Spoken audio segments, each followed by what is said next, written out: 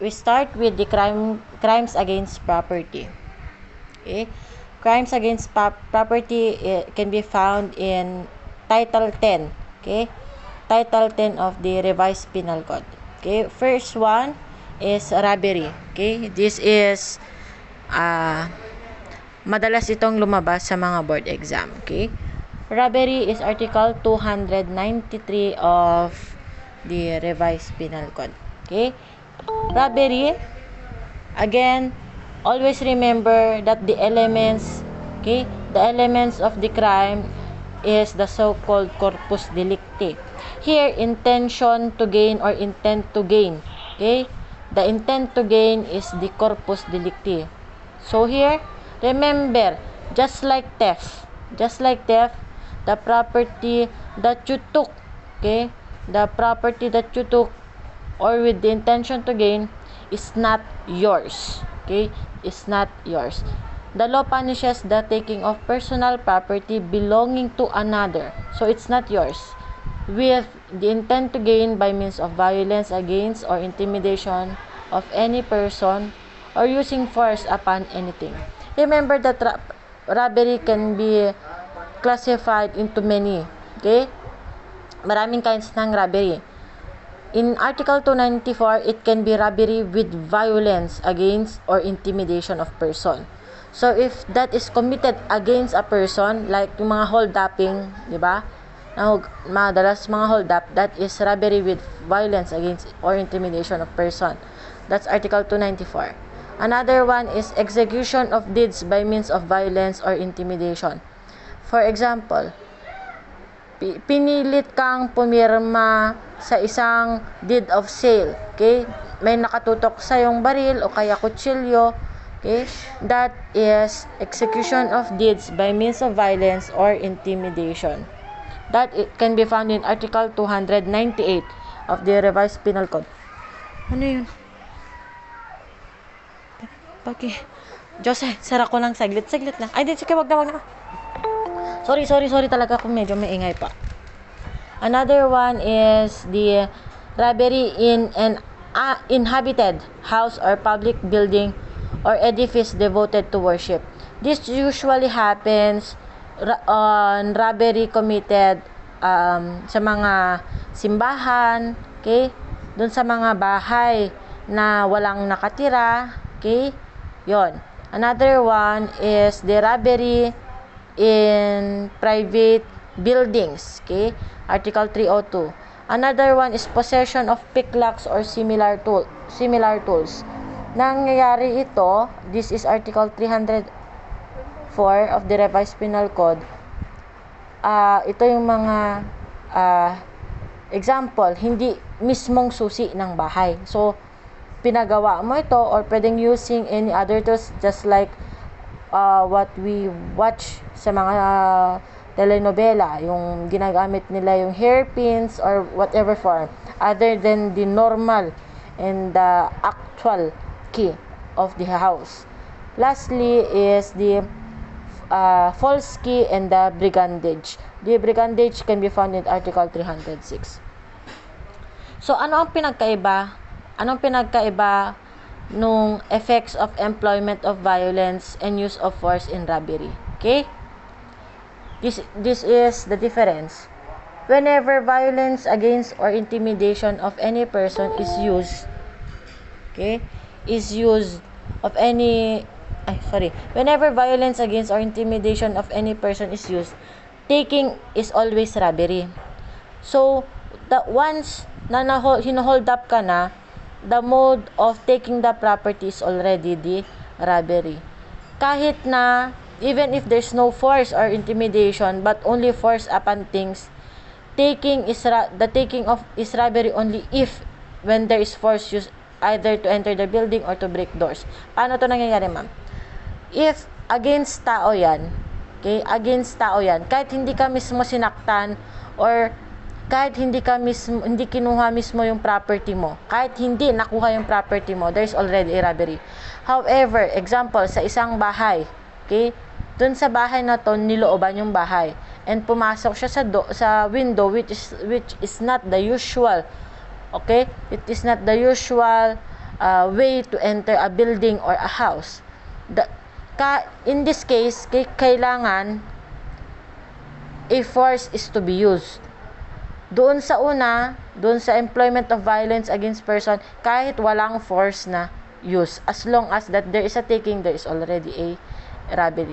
That can be found in Article 299 and Article 322 of the Revised Penal Code. Also, when there is a violence against or intimidation of any person, the value of the personal property taken is immaterial. Diba, sabi ko nga sa inyo, ang robbery can be against person or against the property itself. Here, if it's against the person, okay, yung value ng property, 1 million man yan or 10 pesos, okay, the value of the personal property is immaterial. Walang pakialam ang batas yan as long as there is an intimidation or violence to that person. Always remember also that violence and intimidation is to the person, while force is upon the thing. Tandaan nyo yan. Sa robbery, dalawang paa niyan. Yung sa isa, tao, yung isa sa mga property. Yung sa tao, dalawa ang ini-employ dyan. It's either intimidation o kaya violence. Doon naman sa property, there's only one. That is force. Okay? Please do not forget that one. Another one is anong difference ng robbery sa grave threats? Okay? Malaki ang difference niyan. But in the case of People versus Osorio, the Supreme Court give emphasis to the difference between the two. Okay? The essential difference between the two is that the robber makes the danger involved in his threats directly imminent to his victim. Sa robbery, he wants to obtain his gain immediately. Okay? Thereby also taking risk to his person from the opposition or resistance which makes the victim might offer.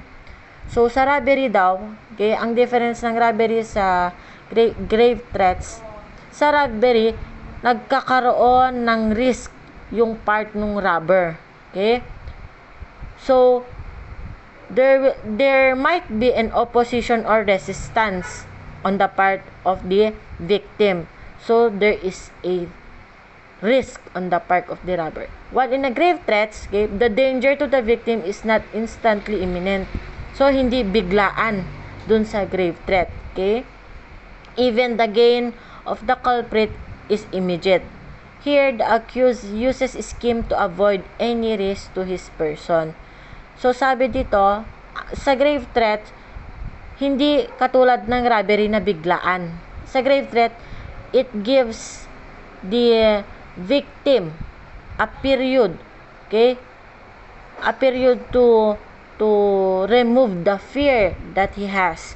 So, the victim is not instantly imminent, nor the gain of the culprit is immediate. Next one is the robbery. Again, is the robbery with violence or intimidation of person can be found in Article 294. Always remember na yung robbery with violence against or intimidation of person in Article 294, ang mga nako-covered na felonies niya ay the following. Number 1, robbery with homicide. Ito, baka nalilito kayo Under 294, marami ang classifications. Okay? But generally, it's a robbery with violence or intimidation of person. Itong robbery with violence against or intimidation of person in Article 294, aduti ima na ata, aduti ramay na.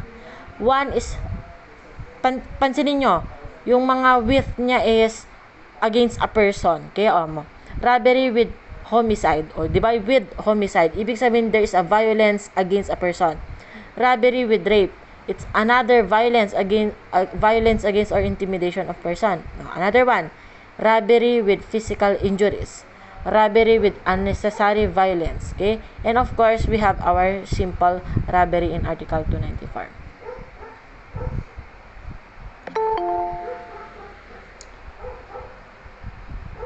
Always remember po na sa robbery with homicide, okay, what is crucial for conviction for the crime of robbery with homicide is for the prosecution.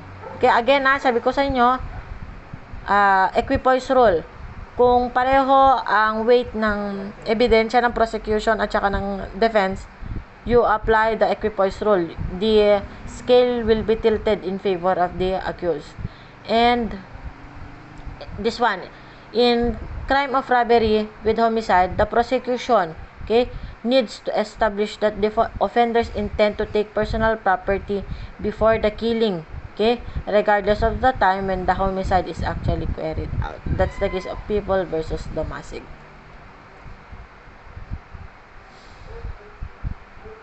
Next one is, ano po ang mangyayari, attorney, sa case naman na when homicide is committed by reason or on occasion of robbery. Okay? Anong mangyayari po pag may namatay when homicide is committed? Okay? So may pinatay by reason of robbery. So ang main purpose is robbery. Okay? This is the rule in the case of People versus Labagala. So tandaan nyo to. Kung ang pinaka-intention is magnakaw lang, pero habang nagnanakaw sila, may napatay sila, this is the rule. Okay? Lahat or all those who took part as principals in the robbery would also be liable as principals of the single and indivisible felony of robbery with homicide. Okay? So, kahit daw na ang main purpose is robbery, kung may napatay during such commission of the crime, okay, lahat ng mga principal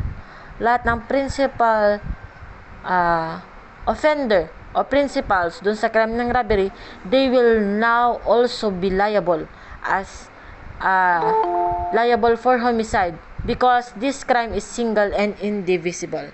Okay? Ma'am, kahit na iba-iba yung part nila dun sa pagpatay, kahit na magkakaiba yung example, yung isa humawak ng kamay, yung isa nanonood, yung isa is sinasaksak mismo, o yung isa naman sinasabunutan, o di ba pwedeng, kung isa-isahin sana natin yun pwedeng slight physical injuries, ganun lang. Pero sabi ng batas, pag ganun ang nangyari, although they did not actually take part in the killing, okay, unless it clearly appears that they endeavored to prevent the same, they will be principal of the single and indivisible felony of robbery with homicide. Ma'am, paano pag yung isa sa mga magnanakaw may konsensya siya? Sabi niya magnakaw lang talagang gusto ko, ayokong pumatay ng tao, sabi niya. Kasi kailangan ko lang naman ng pera. Okay? Ito ang sabi ng batas. If a robber o isang magnanakaw tries to prevent the robbery tries to prevent the commission of homicide after the commission of the robbery, he is guilty only of robbery, okay, and not of robbery with homicide. All those who conspire to commit robbery with homicide are guilty as principals, okay, even if they did not profited or gained equally. So remember, always the intention. Ang po kasi sa criminal law, intention ang pinaka-importante. Paano malalaman? Mababasa nyo naman sa case kung anong ang pinaka-intention niya. Gusto niya bang magnakaw? Paano kung nakapatay siya habang nagnanakaw siya? Okay? Paano naman kung ang gusto niya lang sunugin yung bahay pero may napatay siya? Diba? Paano naman kung gusto niya talagang pumatay ng tao tapos sinunog niya? Okay, that is murder. Pero kung ang intention niya is sunugin yung bahay pero may napatay siya, that is arson with homicide. Okay? Ewan ko kung nakikita niyo yung difference, pero 'di ba? Fire is one of the aggravating circumstances in book 1. So, for example, ang intention ko talaga is patayin si Pedro. At para itago ko yung katawan ni Pedro, sunugin ko siya, i-cremate ko siya. So, that the crime is a murder because my intention really is to kill. Paano naman kung gusto ko lang isunugin lang yung bahay, okay? Pero hindi ko alam na may natutulog doon. Okay? Arsonist ako, gano'n. in that case, the crime that I committed is arson. Kaso may namatay with homicide. Okay? So, yon. Next, robbery with rape. Robbery with rape. When Article 296, okay? Article 294. In Article 294, okay, it does not distinguish whether the rape was committed before, during, or after robbery. It is enough that robbery was accompanied by rape. This one, okay? This is very unique. Very unique ang robbery with rape. Ganito kasi yan. Pansin nyo dun sa una kong in-example, yung arson, tsaka homicide, tsaka murder. Di ba? Depende sa intention. Sa robbery at rape, okay? Walang pakialam ang batas dyan kung anong intention mo. As long as ang robbery at rape ay magkasama, the crime committed is robbery with rape. Ma'am, paano kung ang intention ko talaga is rape, tapos nakita ko na yung ni-rape kaya may pera, still, the crime committed is rape, okay? Robbery with rape. Unlike in arson, okay, where there's a killing, the person died because of such putting the thing on fire, it can be arson with homicide. Okay? Here, it is especially provided by law. Okay? Always remember in this case, if rape was the primary objective of the accused, and his taking of the jewels of the victim was not, okay, not a con animo lucrandi, but just to have some tokens of her supposed consent to the coercion, the crimes committed by the accused is not robbery and rape, but rape with unjust vexation. Ganito. Kung ang intention ni Pedro, si Pedro crush niya si Ana. Diba? Si Ana, sexy kasi si Ana. Gwagwapa si Ana, matalino pa siya. Okay? Si Pedro, crush na si Ana, ni-rape niya si Ana. Tapos, syempre mayaman pa si Ana. So, ni-rape niya si Ana sa isang liblib na bahay. As nakita niya na ang dami palang alahas ni Ana. Okay? Pero, ang intention ni Pedro is hindi yun to gain. Not to gain or to gain profit. Pero para maging, parang token. Diba? Alam mo, parang naki-birthday lang si Pedro. Pero imbes na kumain ng pagkain, si Ana ang kinain niya. O, diba? In that case, that is not robbery with rape. Okay? It's not a rape with robbery or robbery with rape. That is rape with and unjust vexation. That is the case of People versus Villarin. Okay? That is an unjust vexation. When you took the property of your victim of rape and you consider that as a token. Okay? Because that is a unjust vexation. So, in the given case, pag nag-rape ka ng tao, tapos kinuha mo yung gamit niya, o kaya ano pa man, damit niya, panty niya, and you use that as a token, that is unjust vexation. Rape and unjust vexation. Next.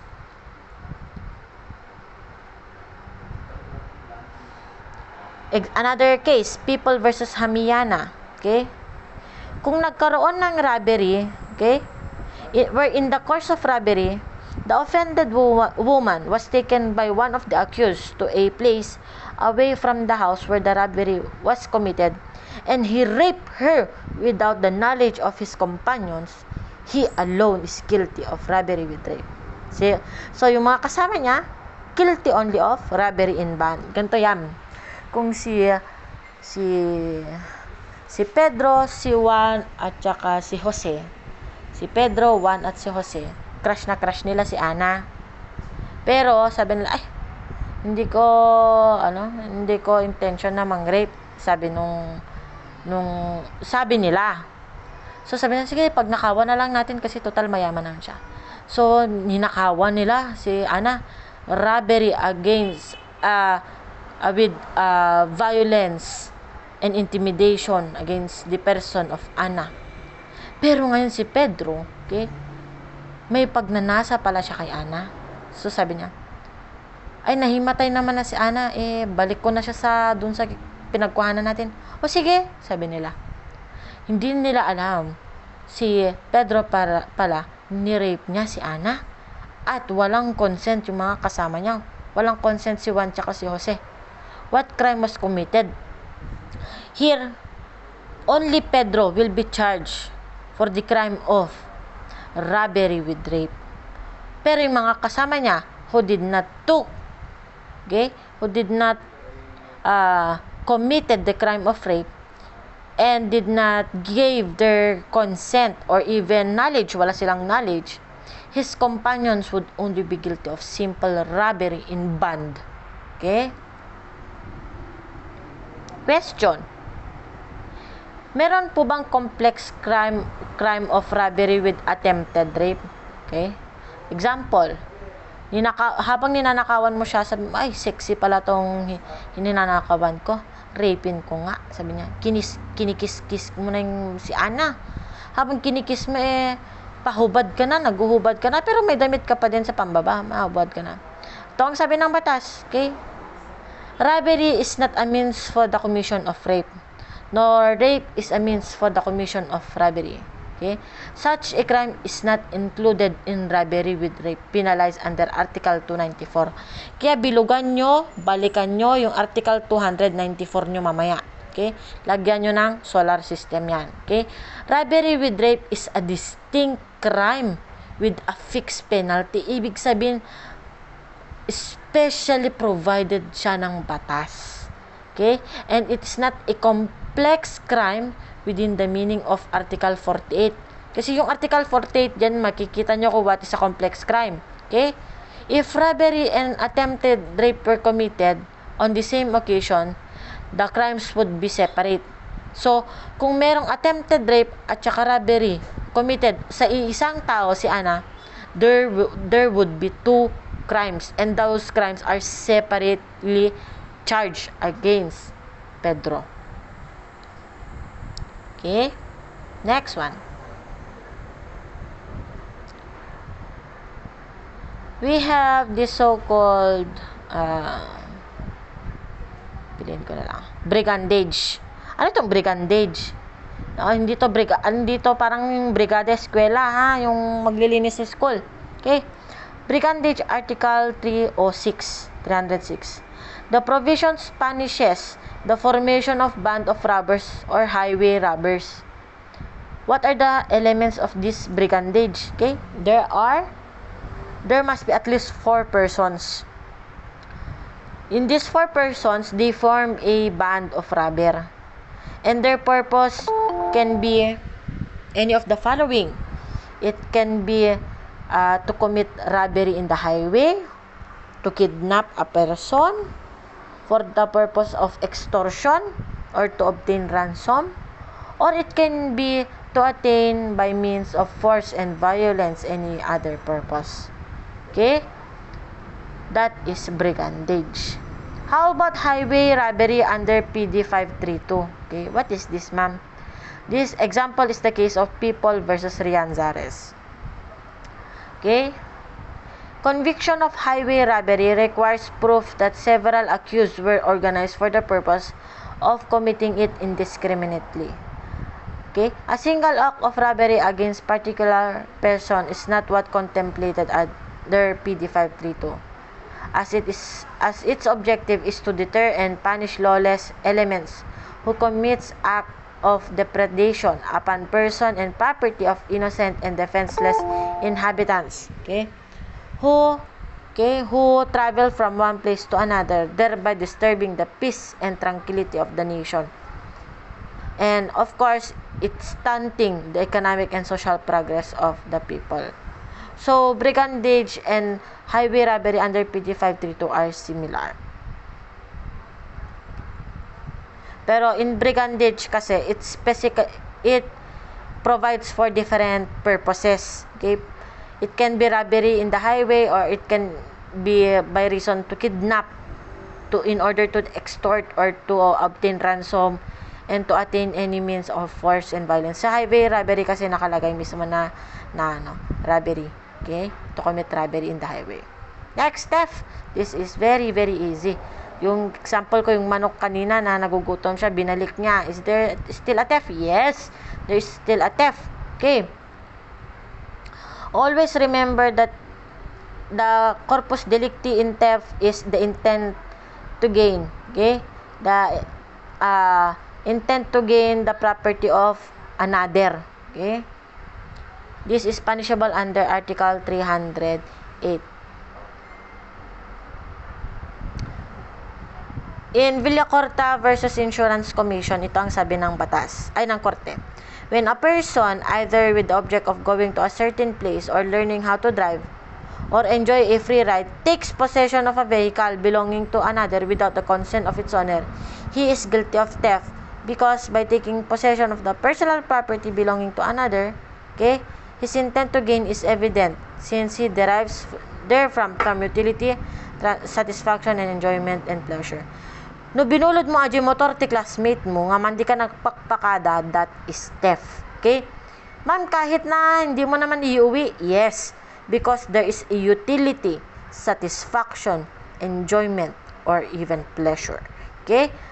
When you took the personal property of another person, okay, and there is intention to gain without the consent of the owner, okay, that is theft. Ma'am, paano kung motor naman ng papa niya? Then the father will file a case against you for the crime of theft. Okay?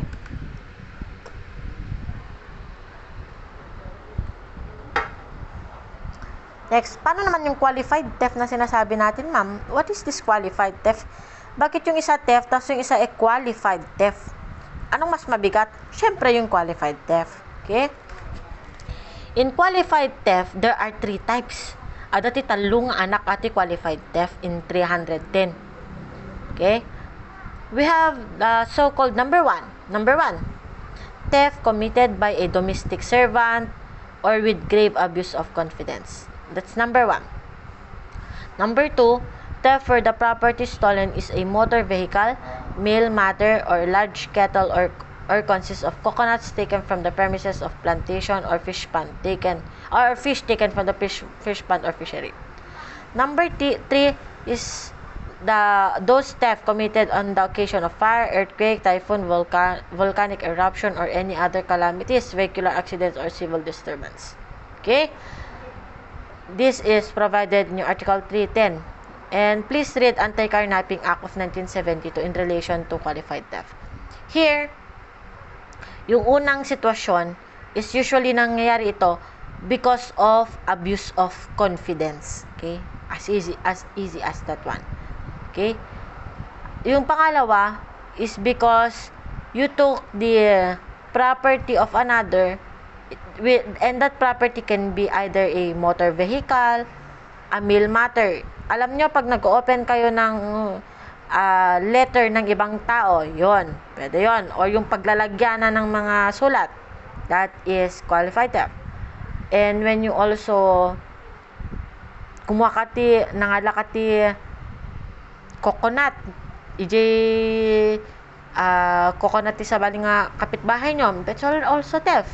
Because it's expressly provided by law. Ma'am, pero sabi ng batas, plantation, sabi niya, yes. Okay? It must be a plantation. Pag hindi yan plantation, that is not a theft. However, that's not a qualified theft, but it's a simple theft. Okay? And lastly, yung mga fish doon sa fish pond. And of course, on the yung last na qualified theft natin, yung on occasion of volcanic eruption yan. Understood naman yan. Okay? Next.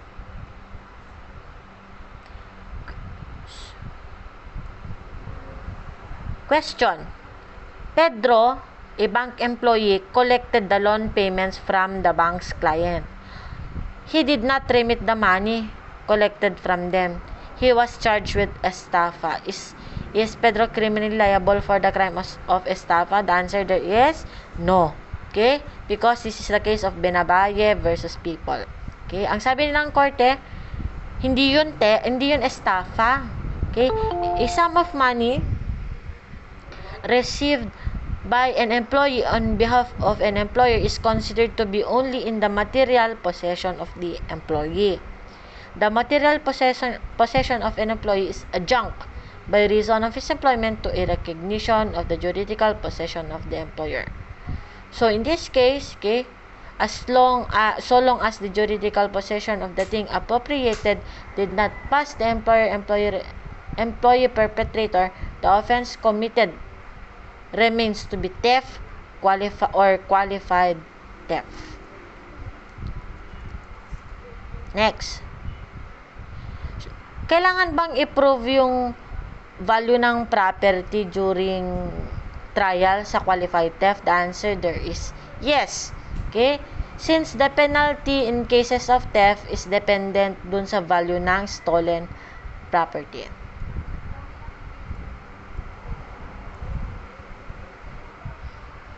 Next is estafa under Article 315. Estafa under Article 315. Okay? It has many forms. Dami-daming forms ng estafa. Okay? Let's start with isipin nyo na lang muna ito. Okay? In general, sa general muna tayo, sa ulo. Di tayo palang ulo. Ano ang estafa? Okay? The following are the elements of estafa. Number 1, that the accused defrauded another. Mapantay kamay. How to defraud? How did he defraud the another person? Okay? It can be by abuse of confidence or by means of deceit. Okay? And the second nga ulo is that the damage or prejudice capable of pecuniary estimation is caused to the offended party or third person. What are the means by which estafa may be committed? There are 3. Estafa. 3 syllables. Hindi nyo na makalimutan. Estafa. 3 syllables. And there are also 3 means to commit it. Number 1, again, is the unfaithfulness or abuse of confidence. Ito, very common to. Very common. Okay? Very common.